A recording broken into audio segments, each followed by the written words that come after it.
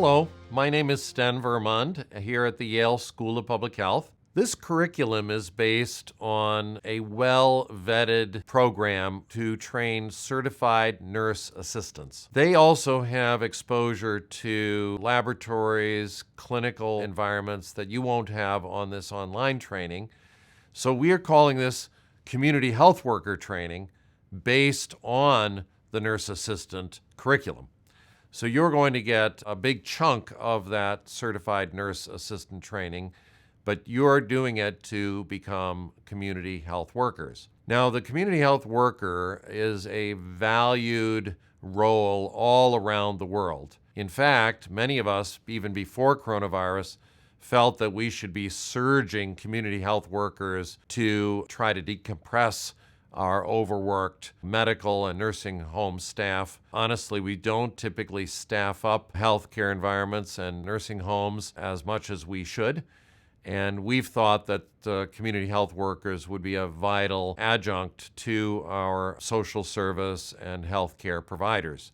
So this coronavirus epidemic has accelerated our doing something that many of us wanted to do even before the epidemic, which is to substantially enhance the pool of individuals who might be able to volunteer as community health workers or even change careers and become paid community health workers.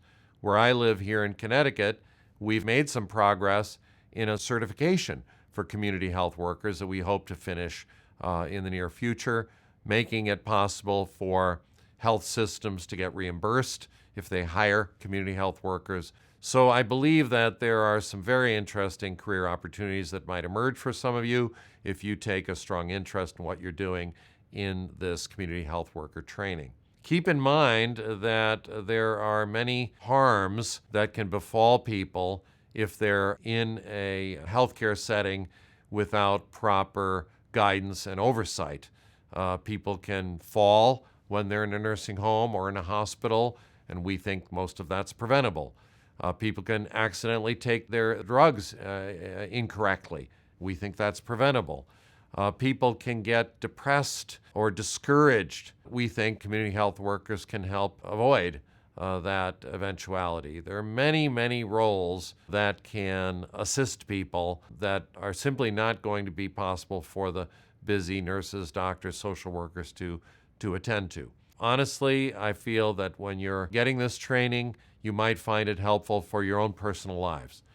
You might find that it gives you insight to care for your own family members. Perhaps they're elderly or you have family members with special needs. At the end of the day, we hope that you will find this training to be enhancing your own lives, even as you're starting to help others. This program is designed really to give you basic medical and nursing knowledge so that you can engage and link with clients who might be in nursing homes.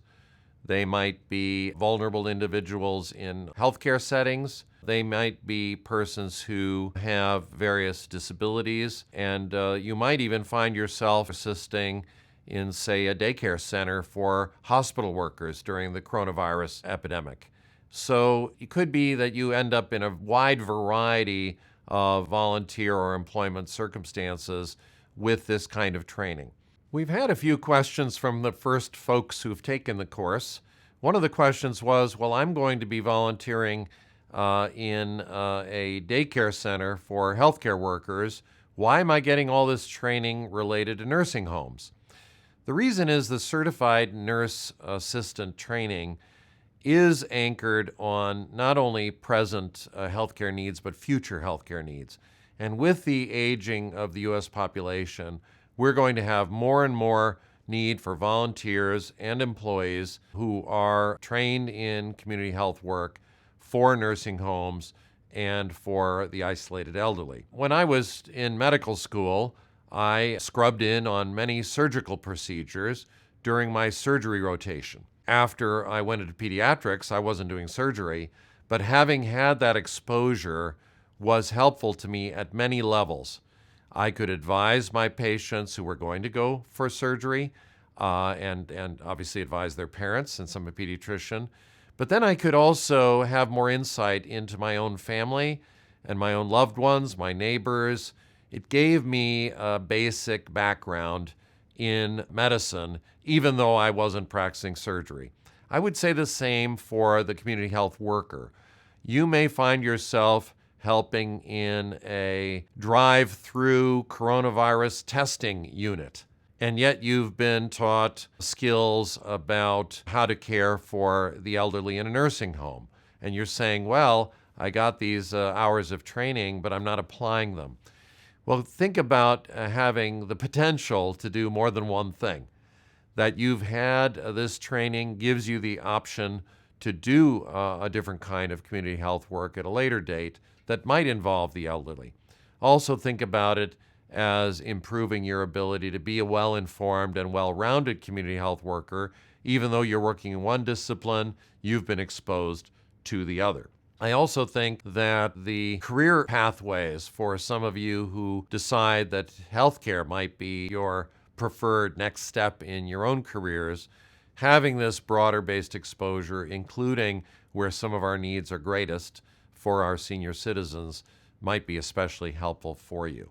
What we're doing is exposing you to many of these issues, some of which you may be very familiar with, some of which may be new for you, that are going to be vital background information. The way I look at it is it's a pretty fun curriculum just for everybody to know something about, to be able to take care of your own elderly parents, for example, with a greater knowledge base, or to give good advice in your neighborhood or in your building. So from my point of view, it's time very well spent, even if you never set foot in a nursing home because you're deployed in a different context. So be patient with the training. The topics, I think, are inherently interesting. They have to do with how we care for each other. And keep in mind, too, that a doctor and nurse might be trained in a hospital, but then they spend the rest of their careers in an office. Knowledge of the hospital is vital for their work, even though they're not working in a hospital, they're working in an office. So you'll get some contextual training that you may or may not use subsequently, but I think you'll find very interesting. Another feature is for you to give a shot at the healthcare profession. There are some industries in the U.S. that have declined in terms of their demand for workforce. Much of our manufacturing is now done outside the U.S., for example. But the healthcare industry continues to grow. We highlight nursing homes and our senior citizens because that's where one of the greatest needs is, and hence a lot of the training is focused on this. More and more people live longer and longer lives, and therefore are coping with chronic disabilities in many cases. This may be everything from dementia to diabetes, hypertension, to hypercholesterolemia. Many other conditions, rheumatic diseases that might inhibit their mobility. So even before coronavirus, a very large proportion of the elderly in the U.S. would answer yes if you ask the question, do you feel a little socially isolated? They do not feel that they're as linked to family and friends as they were when they were younger. Hence, we have a need for an expansion of community health workers even before coronavirus. Now that need is quite acute. Wanted to also mention doctors, nurses, social workers, childcare workers, homeless shelter workers, nursing home workers. They all need help at this time. And you could be linked to any one of these professional groups. I could go on and on with all the different examples of things that you might be helping with. There could be drive-through coronavirus testing unit.